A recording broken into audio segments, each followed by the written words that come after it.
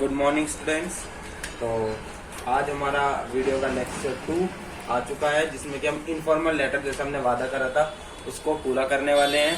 Informal letter का format और उसके कुछ एग्जांपल्स आज इस वीडियोज में हम देखने वाले हैं, और हम कोशिश करेंगे कि फॉर्मल लेटर्स के कुछ एग्जांपल भी इस वीडियो में आपको समझा दें और उनके एग्जांपल को दिखा दें, ताकि आप समझ जाएं कि फॉर्मल इनफॉर्मल में क्या डिफरेंस रहता है।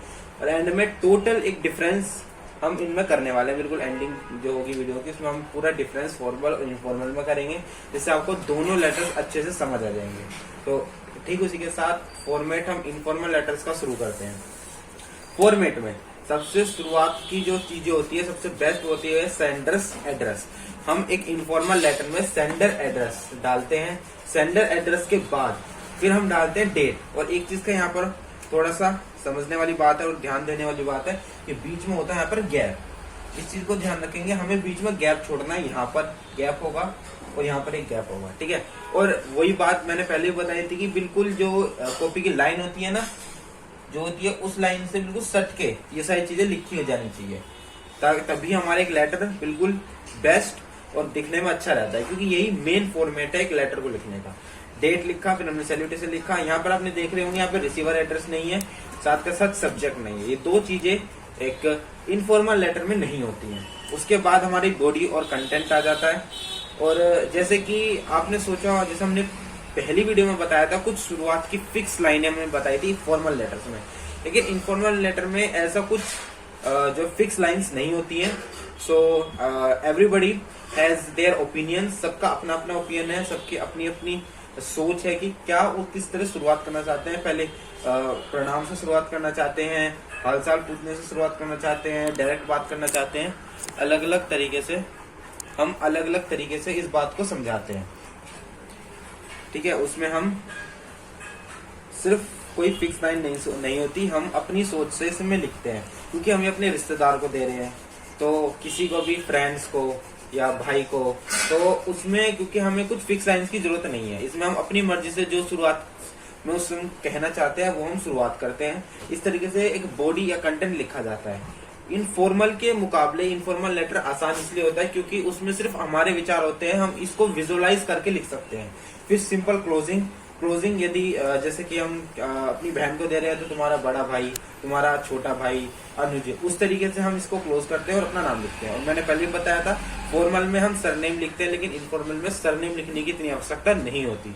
लिखने को बहुत से लोग लिखते हैं, वो गलत नहीं होता, लेकिन अगर आप ना भी लिखोगे तो वो भी अच्छा लगेगा और हमें सरनेम की कोई आवश्यकता नहीं होती। ये हमारा फॉर्मेट इनफॉर्मल लेटर का। और इस तरह शायद आपने सब कुछ समझ लिया होगा। मैं इसको दोबारा रिपीट कर देता हूँ एक रिकैप में। फॉर्मेट में क्या करना है, सबसे सेंडर एड्रेस, फिर एक गैप छोड़ना है, डेट, फिर एक गैप सैल्यूटेशन। जैसे अगर मम्मी को दे रहे हैं डियर मॉम, अगर बहन को दे रहे हैं डियर सिस्टर, और बाकी यहाँ पर ये बॉडी ऑफ कंटेंट जो भी आप लिखना चाहो, जो आपके ओपिनियन है, इसमें कोई फिक्स नहीं होता, जो क्लोजिंग और फिर तुम्हारा नाम। इस तरीके से हम फॉर्मेट को कंप्लीट करते हैं। आइए देखते हैं अब कुछ एग्जांपल्स इनफॉर्मल लेटर के। चलो गाइज, अब हम कुछ एग्जांपल देखने वाले हैं इनफॉर्मल लेटर्स के। उनको हम पर्सनल लेटर्स भी कहते हैं। और सबसे पहले इनफॉर्मल का देखेंगे, फिर हम फॉर्मल का देखेंगे, फिर इन दोनों में हम डिफरेंस भी देखने वाले हैं। तो सबसे पहले स्टार्ट करते हैं इम्पोर्टेंस ऑफ स्टडीज। बेसिकली ये जो लेटर है, चलो क्वेश्चन पढ़ते हैं फिर आपको पता चल जाएगा। You have to come to know that your sister has joined a group of students who take little interest in studies and just pass their time leisurely, that's why she does not pay proper attention to her studies. तो यहाँ पर ये पता चला है जैसे कि आपकी जो सिस्टर है, उन्होंने ऐसे बच्चों का ग्रुप को ज्वाइन करा है जो कि बहुत कम इंटरेस्ट लेते हैं किसमें, स्टडीज में, और अपना टाइम ज्यादा वेस्ट करते हैं। तो अब इस वजह से जो है तुम्हारी बहन भी पढ़ाई पे ध्यान नहीं दे पा रही है। तो बेसिकली तुम्हें कुछ नहीं करना, write a letter convincing her that a rotten apple harms its companions and advising her to concentrate on her studies. इसका मतलब है, समझा देता हूँ। जैसे कि अगर एक बास्केट में 4 यदि सेब रखे, उनमें से एक भी खराब है तो उस सारों को खराब कर देता है। ठीक उसी प्रकार यहाँ पर अगर एक भी बच्चा गलत है, उसने सारों को गलत करा है। तो इसलिए वो बस ये बताना चाहता है कि वो, उसकी बहन उन्हें छोड़ के पढ़ाई पर ध्यान दे। तो यू आर मधुर और माधव। तो बहुत से लेटर्स में, बहुत से अगर आप एग्जाम के कोई लेटर लिखोगे उसमें किसी किसी में आपको नाम दिया हुआ होगा, किसी किसी में नहीं दिया होगा। तो ये ध्यान से सुनना, जिसमें आपको नाम दिया है उसमें आप अपना नाम बिल्कुल भी मत ऐड करना, ठीक है। जो क्वेश्चन में दिया है उसी को ही ऐड करना, नहीं तो आपकी गलती भी हो सकती है। रेजिडाइजिंग एट, ये आपकी जगह दे दी, तो इसमें बेसिकली सेंडर एड्रेस गिवन होगा अगर आपको नाम दिया हुआ है तो, और अगर सेंडर एड्रेस नहीं दिया तो आप अपना एड्रेस जो आपका मन चाहे वो लिख सकते हो। तो स्टार्ट करते हैं चलो इसको। तो सबसे पहले सेंडर एड्रेस है यहाँ पर 149A सेक्टर चंडीगढ़। तो आप ये पढ़ सकते हो, ये सेंडर एड्रेस हो गया, हमारी डेट हो गई, लिख देता हूँ मैं, ये हो गया हमारा सेंडर्स एड्रेस,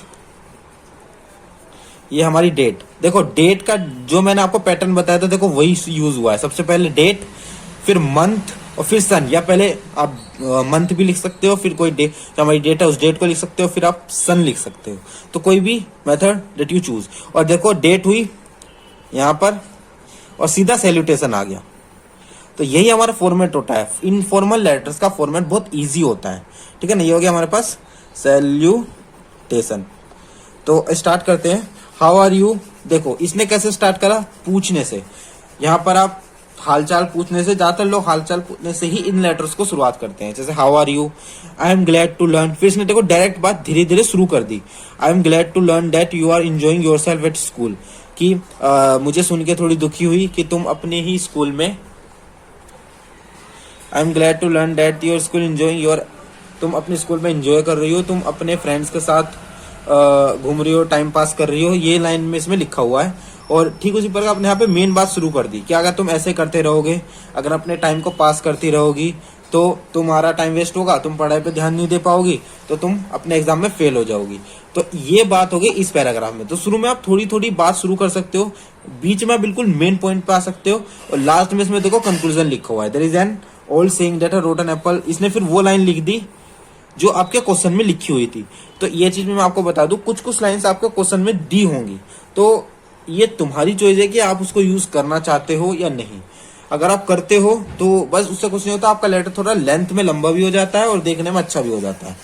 तो इसी प्रकार उसने कुछ भी वर्ड्स जो भी आपको अच्छे लगे, जरूरी नहीं आप इतना बड़ा ही वर्ड लिखो, आप भी लिख सकते हो योर एल्डर ब्रदर, आपका बड़ा भाई या छोटा भाई, माधर या मधु।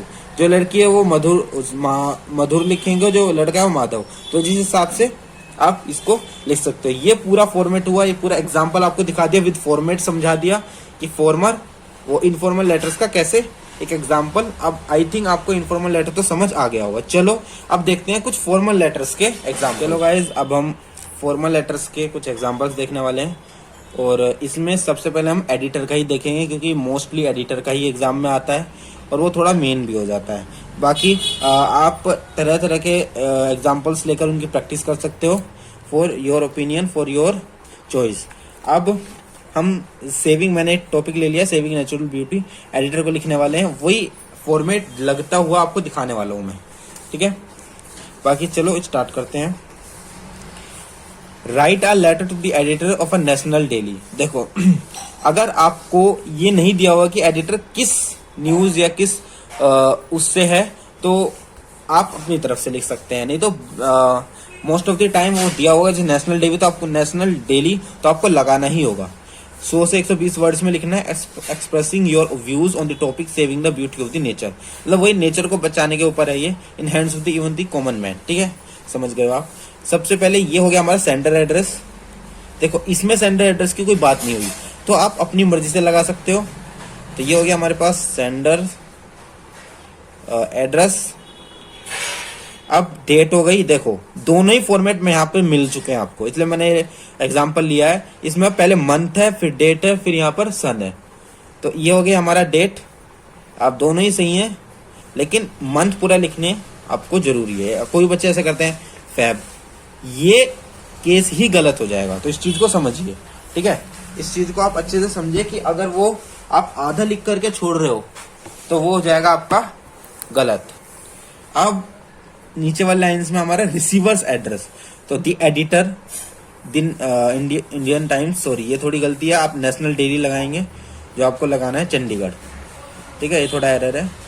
पर अपने हिसाब से लगाइए जो मैंने आपको समझाया। यहाँ पर हम लगा देंगे ये रिसीवर्स एड्रेस, रिसीवर एड्रेस, ठीक है, सिंपल हो गया। देखो अब यहाँ पर पहले क्या आ गया, सैल्यूटेशन और सब्जेक्ट बाद में। तो ये मॉडर्न मेथड है कि सैल्यूटेशन पहले सब्जेक्ट बाद में, नहीं तो आप सब्जेक्ट पहले सैल्यूटेशन बाद में भी लगा सकते हो, कोई वो भी गलत नहीं होगा। सब्जेक्ट या सब्जेक्ट आप क्वेश्चन में से ही लिए ज्यादातर। और एक चीज ध्यान रखना, सब्जेक्ट जो होना चाहिए वो सिर्फ एक सेंटेंस का ही होना चाहिए, मुश्किल से मुश्किल 10 वर्ड्स के अराउंड होना चाहिए। और ऐसा सब्जेक्ट होना चाहिए जिसको पढ़ करके पूरा लेटर ही समझ आ रहा हो कुछ कुछ हद तक। तो अट्रैक्टिव सब्जेक्ट होना चाहिए ताकि उस सब्जेक्ट को पढ़ के सामने वाले का मन करे पूरा लेटर पढ़ने का। तो अब हम सीधा स्टार्ट करते हैं। इधर शुरू की कुछ लाइंस लिख सकते हैं, जरूरी नहीं आप अगर कोई लिखना चाहता है इस तरह से लिख सकता है। Each of us likes to enjoy the beauty of nature, is try to save it, कुछ भी। बाकी देखो यहीं से स्टार्ट करा है। Through the esteemed columns of your newspaper, I would like to make a few suggestions about how each of us can do that. तो सबका अलग अलग है, हर बुक्स में कुछ अलग अलग लाइंस मिलेगी, लेकिन आप वो वाली लाइंस भी लगोगी थ्रू दी। वैसे आप हर बुक्स में अलग अलग लाइंस होती हैं, आप कुछ भी लाइंस ले सकते हो। और जो मैंने मेन बताई आपको लाइन बताई है फॉर्मल लेटर के फर्स्ट लेक्चर में, आप वही लें, वही बेस्ट है अभी के लिए। Through the columns of your esteemed newspaper I wish to draw the attention of your concern authorities on, ठीक है, तो वो भी बेस्ट है। उसके बाद अपनी बात शुरू कर सकते हो बिल्कुल मेन से, पहला पैराग्राफ वहीं खत्म हो जाएगा आपका। फिर यहाँ पे आ जाओ आप मेन बात पे, सीधा मेन बात पे आप आ जाओ। We often, often का मतलब होता है अक्सर, मतलब ज्यादातर जो होते हैं अक्सर वो काम करते हैं, जैसे बोलते हैं ना we often do that, we often did that, whatever. We often go to public parks for recreation. यहाँ पे सारी बात बताई हुई है मेन जो उसने कहा कि हम जाते हैं वहाँ, ये प्रॉब्लम आती है, कचरा फेंकते हैं, ये फलाना ढिंका, वहाँ फिर मॉस्किटोज आते हैं, पॉलीथीन फेंकते हैं, तो वो सब कुछ यहाँ पे उसने मेन बात में कह दिया। बाद में उसने कंक्लूजन कह दी, we can also help save nature if we grow some plants. Conclusion में बेसिकली हम कुछ रिजल्ट्स देते हैं, रिजल्ट्स जो है मेन जैसे कि होते हैं कुछ सुझाव हम देते हैं कि उसका क्या रिजल्ट है, उसको कैसे सोल्व किया जाए, ठीक है ना, कैसे उसको क्या किया जाए, सोल्व किया जाए। वो बाकी सारी चीजें जो मेन पॉइंट्स है ना उसके बचाव के लिए वो हम देते हैं कंक्लूजन में। जिसने बोल दिया हम अगर कुछ प्लांट्स अगर अपने आसपास में अपने पड़ोसी जगहों में अगर हम उगाएंगे, they will not only look beautiful but also protect environment. वो अच्छे तो नहीं लगेंगे अगर हम रैंडम लगाएंगे, बट वो हमारे इन्वायरमेंट को जरूर बचाएंगे।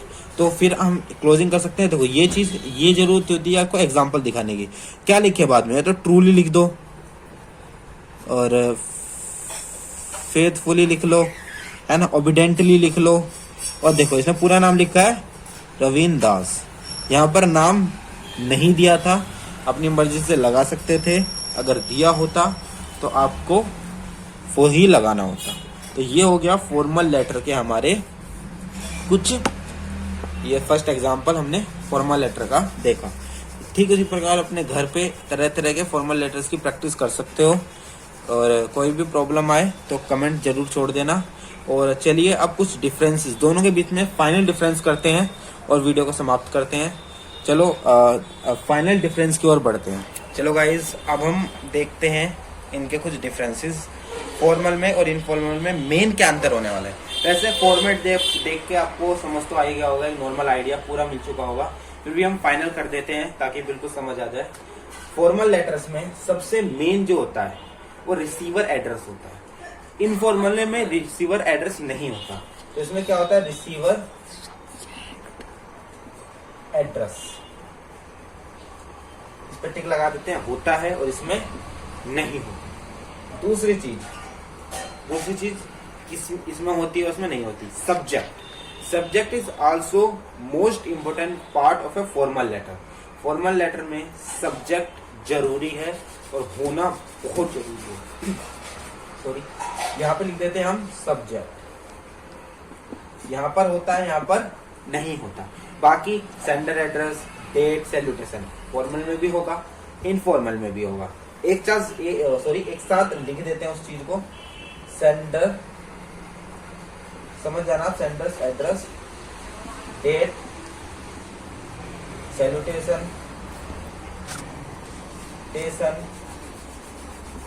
और बॉडी देखो बॉडी तो देख सबकी देखना अलग अलग होगी, बट चीज जो मेन कंटेंट है बॉडी वो होती है इसमें भी और इसमें भी। ये तो बात होगी मेन चीजें क्या फॉर्मल में होती है क्या नहीं होती, ठीक है ना। और इनफॉर्मल में तो अगर आप मेन आइडिया देख पा रहे हो इसमें, तो फॉर्मल में तो सब होता है, इनफॉर्मल में ही नहीं होता जो फॉर्मल में होता है।